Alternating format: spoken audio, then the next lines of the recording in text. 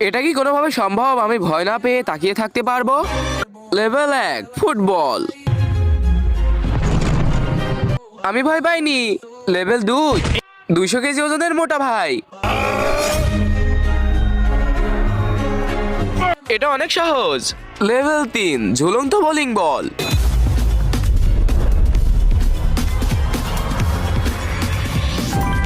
ভাই আরেকটু হলে তোমার মুখ ফেটে যেত। লেভেল 4 আপেলের পিস্তল। ইয়েস।